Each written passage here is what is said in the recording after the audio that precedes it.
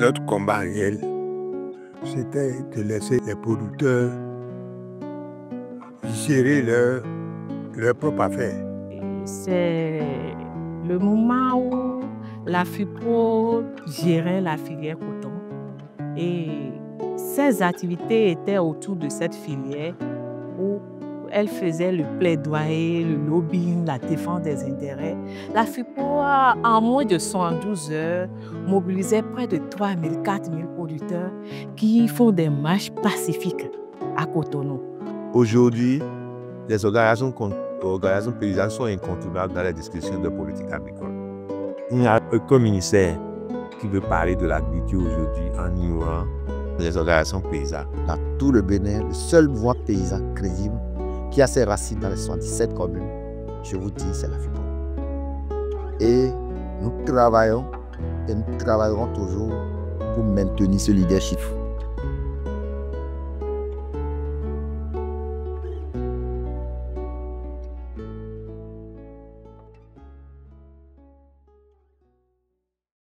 Au cœur du Bénin rural, là où les champs nourrissent des familles et bâtissent des communautés, une lutte a vu le jour il y a 3 décennies.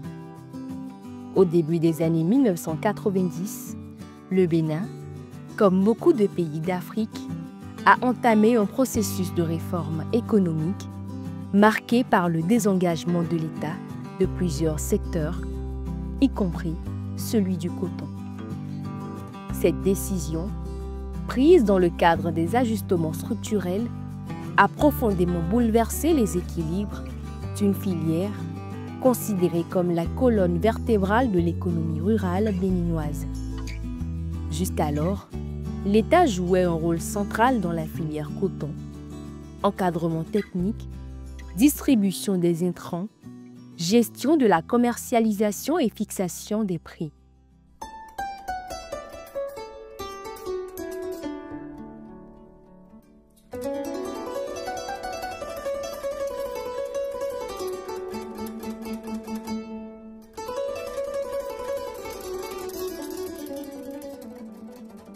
Dans les années 80, la Banque mondiale et le FMI ont demandé à l'État béninois de se désengager partiellement de ses fonctions en milieu rural.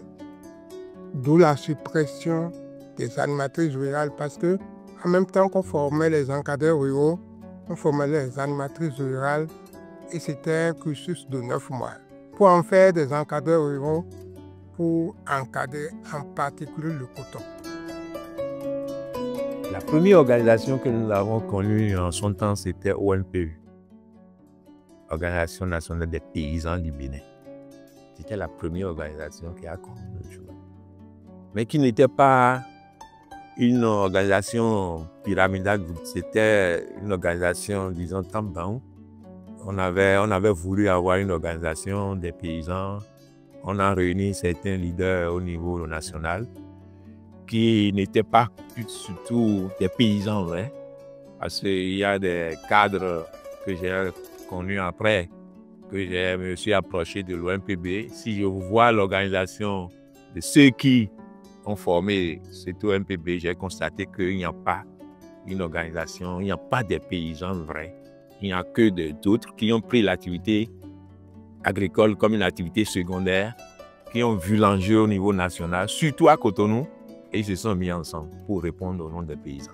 Après le désengagement, ce soutien stratégique s'est considérablement affaibli, laissant les producteurs seuls face aux réalités du marché. Des structures comme les unions sous-préfectorales des producteurs USPP ont vu le jour, devenant des acteurs clés pour la négociation des intrants, l'organisation des récoltes et la commercialisation du coton. Ces organisations locales, principalement autour de la filière coton, ont émergé pour répondre à la nécessité de mieux structurer la production et de défendre les intérêts des producteurs. Un moment marquant du mouvement paysan fut la visite d'échange entre les unions départementales des producteurs de coton UDP, du Zou et du Borgou, soutenues par l'ONG CBDIBA, qui posa les bases d'une collaboration à grande échelle entre producteurs de coton du Bénin. C'est dans ce contexte que la FUPRO voit le jour en 1994 avec pour mission de structurer les producteurs et de défendre leurs intérêts face aux nouvelles dynamiques du marché. La pré-idée est venue de Paria, du GV de Paria, du feu Ada, qui était mon ami. Puisque les VSOP commençaient à naître, nous avons lancé l'idée de création des UDP et nous avons la chance d'être très liés au ministre de l'Agriculture de l'époque, M. Ndiaye. Et nous nous sommes référés à lui, qui a donné des instructions aux ex-cadres. Et le CBDIBA a fait une tournée dans les ex-cadres pour rencontrer les DG, pour qu'ils nous aident à mobiliser les UDP. Tu n'as jamais vu dans leur histoire des producteurs se réunissent, parler entre eux sans l'œil discret d'un agent technique du ministère de l'Agriculture à travers ses cadres et autres. C'était un rêve pour ces producteurs-là. Ils ont dit à la fin de la mission, qui était un voyage financé par l'ONG CBDIBA, qui était un ancien, le directeur de l'ONG CBDIBA était un ancien cadre du CARDER qui a vu la nécessité d'organiser le mouvement paysan. Ayant vu cette expérience au Cameroun, c'est comme ça qu'il a organisé les producteurs. Ils sont allés faire le voyage pour échanger. À l'époque, il y avait quelques problèmes, quelques revendications au niveau des producteurs de coton qui se voyaient brimés par certains agents des cadres et autres, là, surtout au moment des payes, ou bien au moment de l'expression des besoins, où on surfacturait les paysans, ou bien on fait des défalcations aux paysans par rapport à ceux qui ne devaient même pas, tout ça là, ça les a réveillés. Et lorsqu'on a organisé ce voyage des champs, il y a des préoccupations que nous avons ensemble. Au Borgo, vous avez des préoccupations. Au Zou, nous avons des préoccupations. C'était les deux départements pionniers en matière de quantité de production de coton. La FIPRO a été créée. Nous, on n'était pas là. C'était le Sud qui avait créé la FIPRO Bénin. Les 4 départements là. Les 4 anciens départements. Le Zou, le Mono et l'Ouémé, l'Atlantique. Nous, on n'était pas dedans. Il y a eu une stratégie de blocage qui s'est opérée. On a empêché la délégation du Borgo qui devait rehausser, disons, de sa présence en l'Assemblée constitutive, croyant que l'absence des producteurs du Borgo allait empêcher le truc. Donc, au cours de l'Assemblée, selon ce qui m'a été rapporté, cette discussion pour dire on tient ou on ne tient pas à l'absence du Borgo, ça a pris des heures et des heures de débat. Et c'est là, paix à son âme, c'était Jacques Bonou qui était très stratège, a dit mais non, sur ces départements, nous avons 5. Plus ou moins, on ne peut pas nous dire que le quorum n'est pas atteint. Donc allons-y et après on va trouver un mécanisme pour faire adhérer les gens du Borgo. Il y a des cadets qui n'ont pas voulu qu'on reste ensemble. Ils ont marché, nous on a dit on doit faire, l'université a dit on doit faire coûte que coûte. Et c'est Man Césé qui nous a aidé, un G qui appelle Man Césé. Et eux qui nous ont aidés, même les premiers chefs du sous-plateau bois, ils là-dessus. Donc, à partir de là, quand on a créé la TICO. Bon, on nous avait invités à une AG au niveau de la FIPRO, 2 ans après. Bon, nous, on a assisté à l'AG. Et de là, il a dit, bon, que de mettre aussi le Borgo dedans, que le Borgo aussi va participer. Et la Takora aussi va participer. C'est ainsi que, en même temps, les gens ont voulu me prendre comme, parce que le premier président, c'était Coco. C'était Coco Antoine. Il était avec la Tchada et autres consorts. Bon, et maintenant, quand nous aussi on est intégrés, on a voulu en même temps me prendre comme président et enlever l'autre. Il a dit jamais, que moi je ne suis pas dedans. Et là, ils m'ont pris comme vice-président. Il a dit ça là, je suis d'accord. Parce que en même temps, rentrer là, ils me prennent comme président. Il a dit non, que je ne suis pas d'accord. Là, on va finir, on va, comment on appelle, écouler la maison. Vous pouvez vous renseigner là-bas. Il a dit non, que jamais. Il a dit que c'est toi. Il a dit bon, d'accord. On a fait les élections, il a dit, bon, que tous ceux qui veulent de moi, là, on a caché le coco. C'est là où tout le monde était étonné.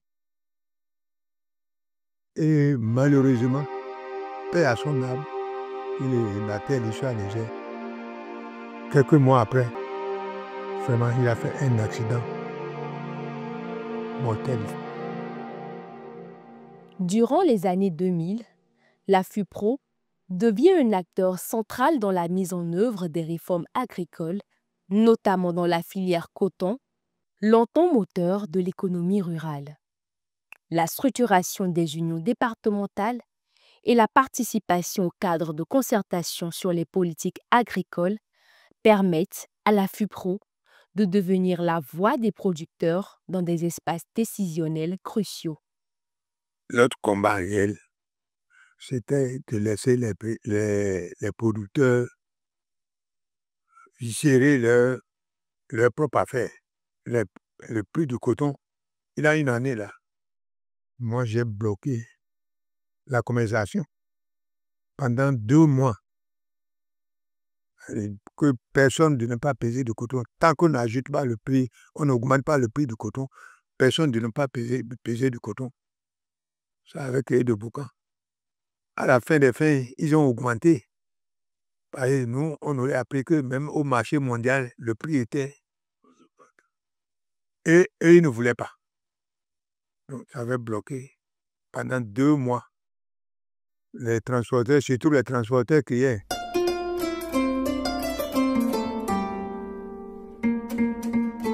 La FUPRO était devenue surtout de référence.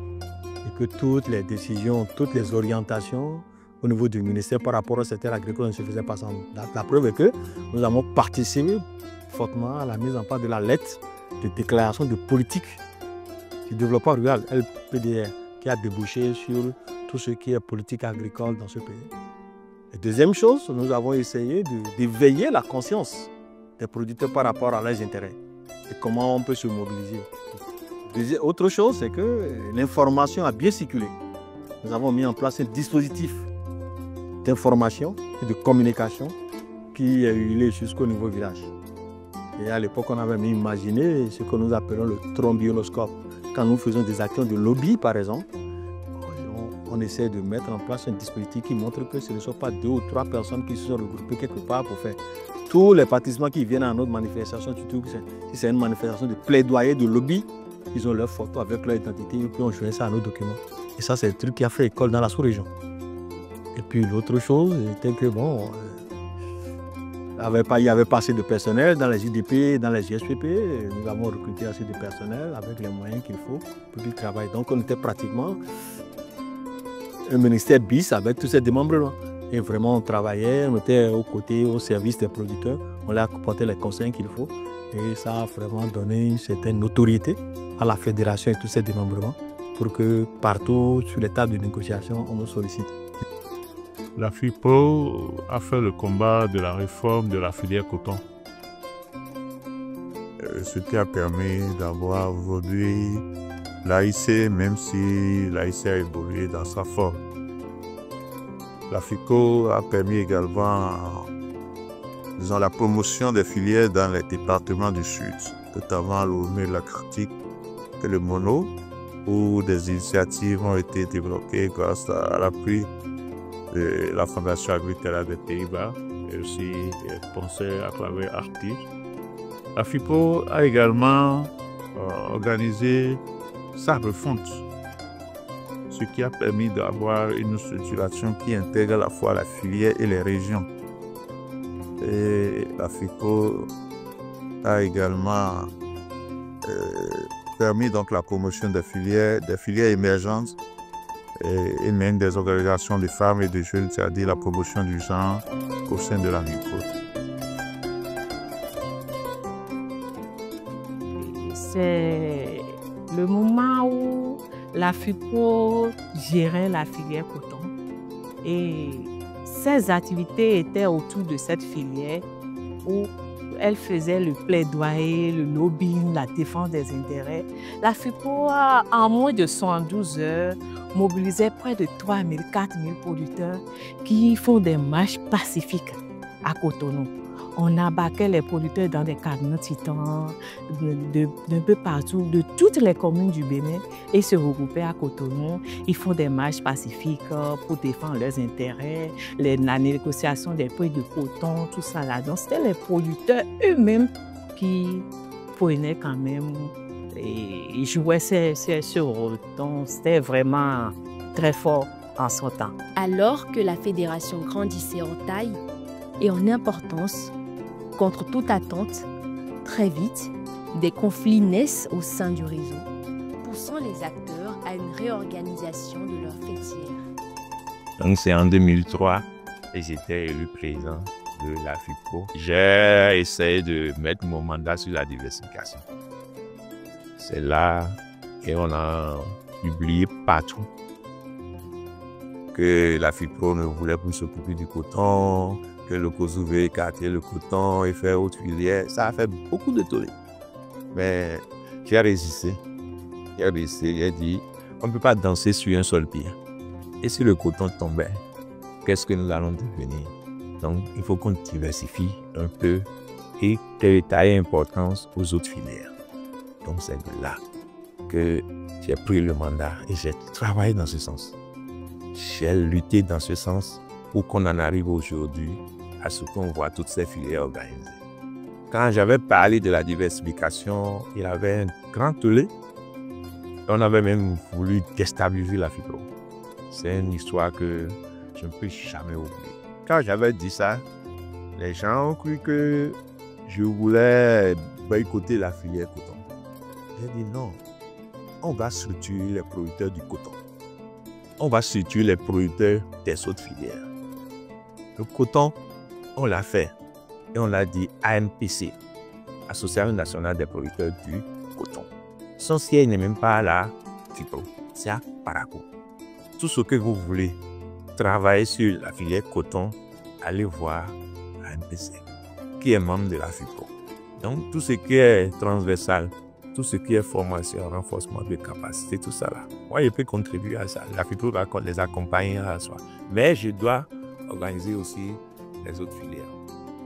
Donc, la politique s'est mêlée un peu et ils ont soulevé mes collègues du Nord pour dire que la FIPRO veut abandonner la filière coton. Donc, tout ce qui a été acheté au milieu de la FIPRO par les frères du coton, ils doivent tout ramasser.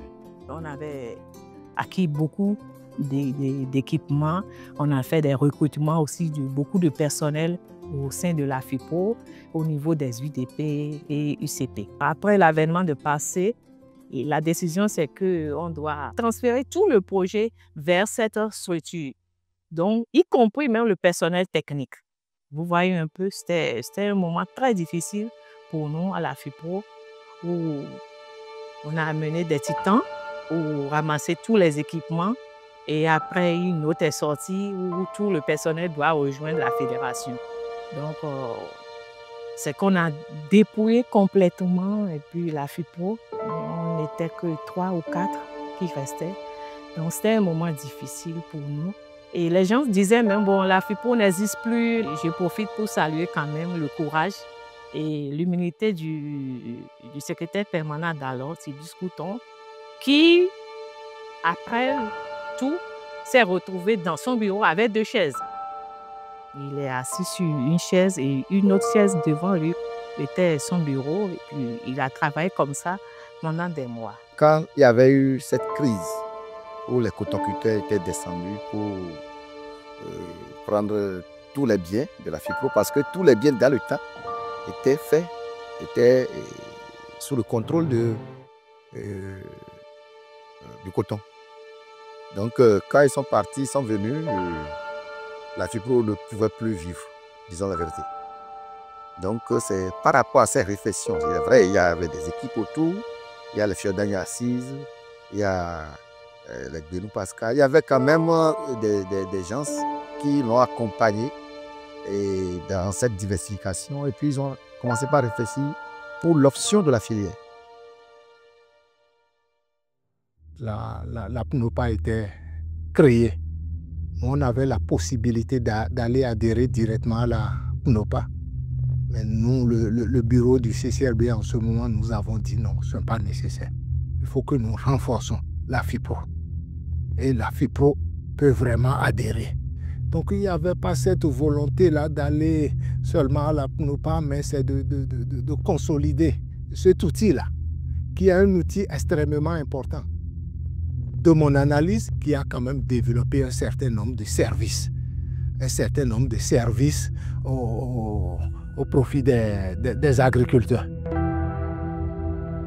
Au lendemain de la crise qui a failli acter la disparition de l'organisation, la FIPRO a opté pour le renforcement de son réseau en structurant les unions départementales et en s'ouvrant à d'autres filières au-delà du coton.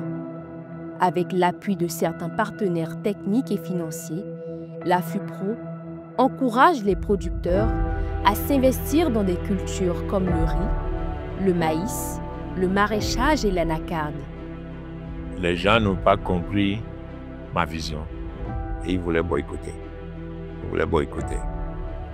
Mais j'ai tenu bon avec certains partenaires. Les producteurs aussi, tous n'avaient pas eu cette bonne vision. Tout le monde était vraiment accroché au coton que faire la part des choses n'était pas fait cela. Donc, c'est la sensibilisation que nous avons menée pour dire, même en faisant le coton, il peut faire aussi d'autres cultures. Et c'est ce mouvement, en son temps, vous allez entendre parler de couplage. Et l'État et nous tous, on a parlé dans tout le pays, on a fait une tournée partout pour dire qu'il faut faire couplage. C'est-à-dire, celui qui produit le coton doit produire forcément une autre spéculation après. Donc, on a fait cette tournée.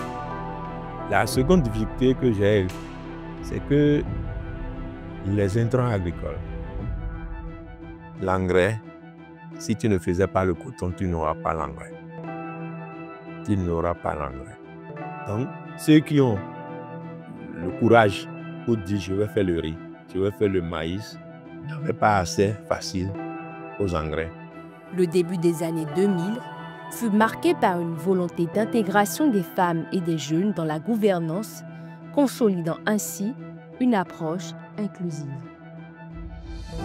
Il y avait une ONG Sebediba, présidée par le VC à l'époque, qui nous avait couché et nous avait inscrits au cours à distance de l'USPEC à l'époque. Donc, on a trouvé deux animateurs qui étaient des techniciens de Sebediba ONG qui nous animaient le cours à distance.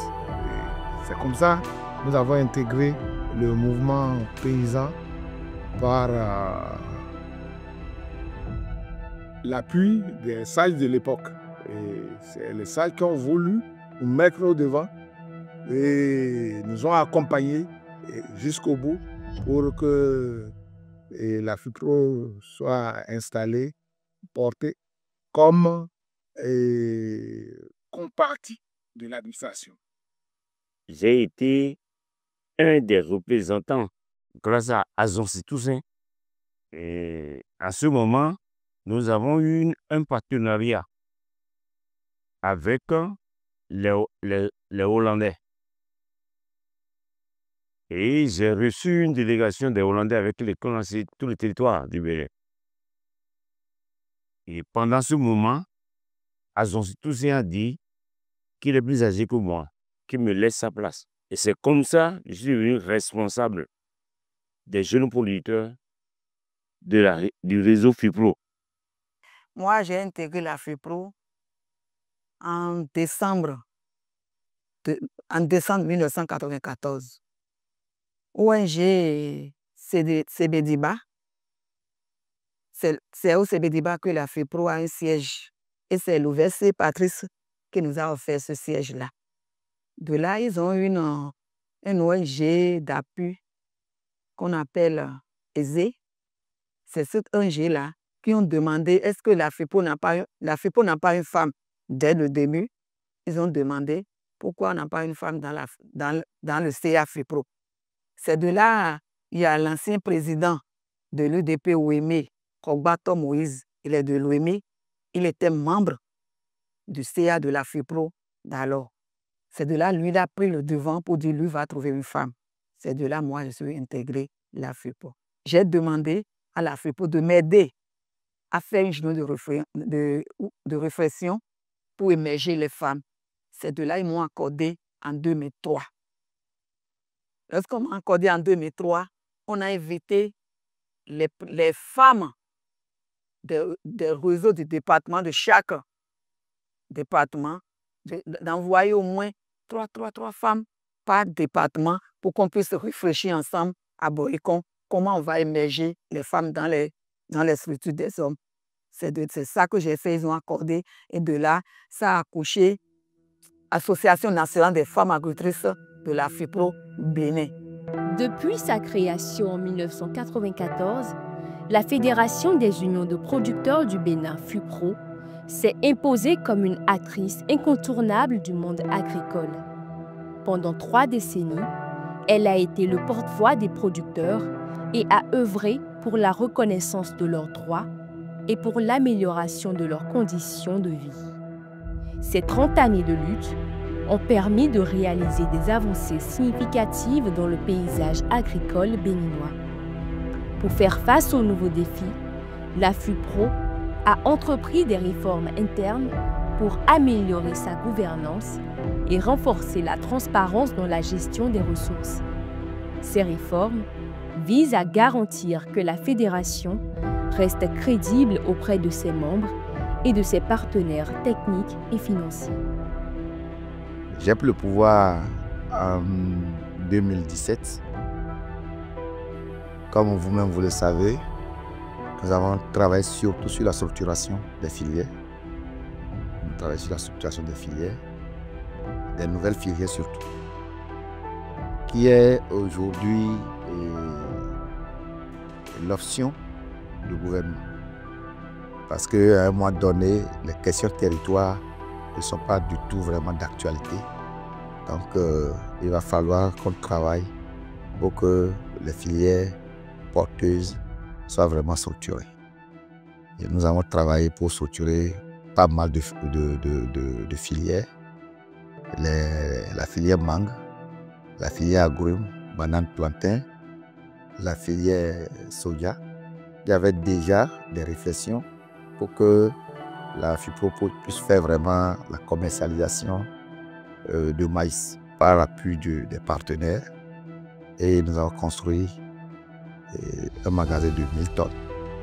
Quand vous voyez aujourd'hui les UCP également et les UDP, et avec un certain nombre de projets qui nous ont appuyés.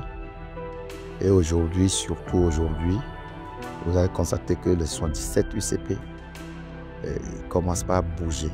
Mais nous devons remercier également l'aîné, le président Lokosso, qui a eu cette chance-là en cette période où il y avait eu le projet Agriterra, qui est un projet fédérateur qui a permis à toutes les UDP de bénéficier de ce projet et qui a donné vraiment de rayonnement. Avec 2 projets phares, à savoir le PITN2R de la Banque mondiale et PADAM, commencer par accompagner les UCP. Et aujourd'hui, il y a un mouvement qui se fait au niveau des UCP qui donne une visibilité, qui donne vraiment un mouvement fort pour le grand réseau que vous connaissez, la FIPRO Bénin. Nous avons travaillé également avec l'appui de la coopération suisse à l'élaboration de mémorandum paysan qui est abouti sur la loi d'orientation agricole. Avant d'être président de la FIPRO, j'ai été président d'abord de l'URP Monokufo et en même temps vice-président de la FIPRO. Donc j'ai travaillé avec le président Lokosso dans son conseil d'administration. J'ai travaillé également avec le président Lionel pour ces 2 mandats avant de prendre la tête de la FIPRO. Donc le président Lokosso comme acquis, je vais dire, c'est lui qui a amené ce que c'est que la diversification des filières. Et nous devons être reconnaissants parce que s'il n'avait pas cette idée, dans le temps, la FIPRO serait déjà partie. Ouais, nous sommes dans un bâtiment. C'est au temps de Lionel que toutes les UDP, sous leadership de Lionel, on a sensibilisé les UDP qui ont cotisé les ressources. C'est sur les fonds propres que nous avons construit ce bâtiment sous le leadership de Lionel. La FIPRO, dans le temps, et tout le monde sait que c'est une organisation de taille qui quand même a employé quand même des cadres de ce pays.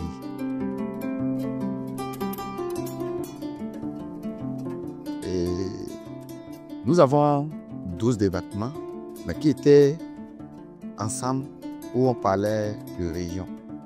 Monokufo, Ouémé Plateau, Zoukolin, ainsi de suite. Les 12 départements existaient avant, mais aucun président n'a eu le courage de venir vraiment les découper et les mettre vraiment en œuvre.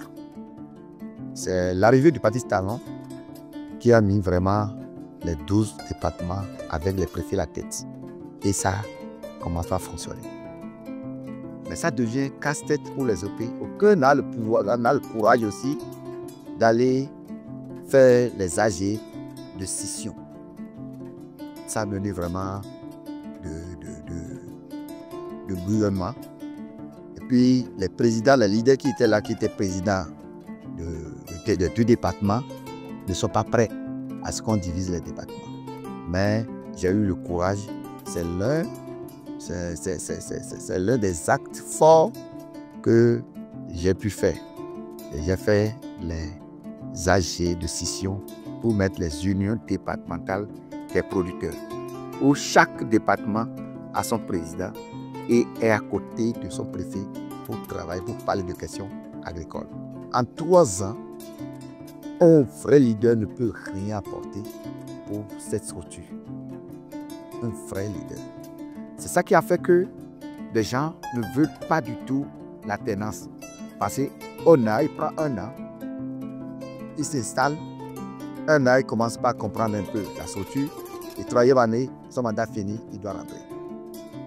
Quand j'ai eu l'idée de dire, bon, mes frères, amenons les tests de la FIPRO à 5 ans pour permettre d'avoir plus de leaders, pour que les gens puissent réfléchir et apporter plus vraiment de l'expérience, ça n'a pas été facile.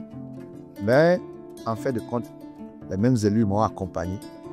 Et aujourd'hui, dans tout le Bénin, vous allez constater que nous avons un test digne de nom. Et chacun de nous apporte quand même sa pierre à l'édifice. Aujourd'hui, les organisations paysannes sont incontournables dans les discussions de politique agricole. Il n'y a aucun ministère qui veut parler de l'agriculture aujourd'hui en ignorant les organisations paysannes. Dans tout le Bénin, le seul mouvement paysan crédible qui a ses racines dans les 77 communes, je vous dis, c'est la FIPRO. Et nous travaillons et nous travaillerons toujours pour maintenir ce leadership. Malgré ces acquis, de nombreux défis subsistent, tels que l'adaptation au changement climatique, la modernisation de l'agriculture et le renforcement de la gouvernance au sein des organisations paysannes. La FIPRO doit continuer à renforcer l'autonomie financière des producteurs, à intégrer davantage de jeunes et de femmes et à promouvoir des filières compétitives au niveau régional et international. Aujourd'hui, beaucoup de producteurs n'ont pas surveillant de la Yambo prendre les tracteurs de 15 millions, de 12 millions. Mais ce regroupement nous permet de prendre les tracteurs neufs à l'état neuf. Comme maintenant, il a les tracteurs qui se fabriquent, qui se montent au Bénin. J'ai dit qu'auparavant, c'était des tracteurs d'occasion qu'on achetait, qui nous coûtaient cher. Maintenant, on a la chance de tracteurs qui se réparent au Bénin, qu'on monte au Bénin, tracteurs neufs. Donc les clients ont la chance. Donc si la FIPO peut quand même nous aider, d'abord il faut que nous ayons une banque qui va quand même répondre aux attentes des producteurs. Parce que les banques que nous avons aujourd'hui, vraiment, c'est des problèmes. Aujourd'hui, nous pouvons être fiers de dire que nous avons 41 organisations dans un réseau qui est fait d'hommes, de femmes, de jeunes et de prestataires capables de défendre les intérêts non seulement du secteur agricole, mais essentiellement de construire un dialogue assez fourni avec les autres acteurs pour en faire le tout, c'est-à-dire le développement inclusif. Aux côtés de ces filières, nous avons des interprofessions qui sont en train de monter en puissance. Donc certains rôles que la FIPO jouait auparavant doivent pouvoir être déposés au sein de ces organisations de type nouveau. Donc elle doit plutôt renforcer les actions de ces acteurs par des services spécifiques à fournir. Donc rester maintenant comme un acteur de développement aux côtés de ces fêtières qui sont les acteurs de première heure quand nous parlons de filière. Elle a créé le centre CEFCA, qui est le centre de services, de formation, d'information et de conseil agricole. Et pour rester un acteur de fourniture de services adaptés. Et c'est pour ça que la FIPRO de demain structure aujourd'hui déjà avec ses membres à la base une microfinance qui ressemble plus au profil des acteurs que nous avons dans nos différentes filières et qui aura un visage un peu plus humain. Nous parlons de visage humain, c'est-à-dire des conditions qui ressemblent et qui s'adaptent mieux au type d'acteurs agricoles que nous avons au sein du réseau et même hors du réseau. Qu'il vous souvienne que quand nous parlons de loi SAN aujourd'hui, la loi d'orientation agricole, de sécurité alimentaire et nutritionnelle, la FIPRO a joué un rôle clé en obtenant un mandatement de sa plateforme nationale qui est la PNOPA pour porter l'écriture du mémorandum paysan qui a été l'intrant principal de cette loi aujourd'hui. Et dans ce même sens, nous allons continuer à travailler sur le développement des systèmes alimentaires durables. Je vais surtout faire un clin d'œil à la transition agroécologique et à la production biologique. On doit pouvoir poursuivre la conception d'outils et de méthodes plus adaptées qui permettent aux hommes et aux femmes de pouvoir produire plus responsable et surtout de pouvoir produire durable pour un monde aussi bien animal que l'environnement lui-même plus sain. Nous savons que le monde de demain doit être gouverné par qui se gouverne déjà d'ailleurs, mais depuis maintenant, par l'éthique et la digitalisation.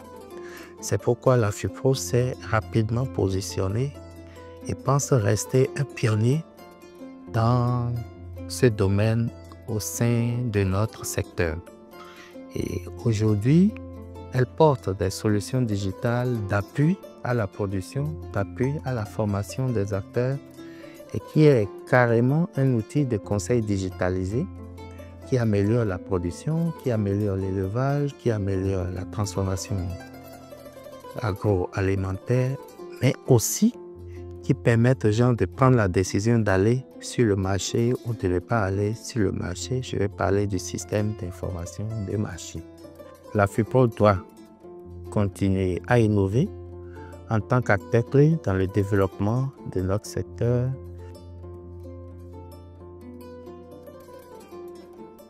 « 30 années après sa création, la FIPRO reste une force vive pour les agriculteurs du Bénin.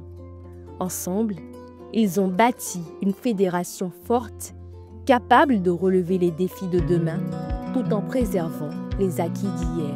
C'est une histoire de résilience, de solidarité et de vision. Une histoire qui se poursuit, portée par les rêves et les efforts de milliers aux membres FIPO. Ensemble, nous avons tissé des liens solides. Poursuivons nos efforts pour relever les défis futurs.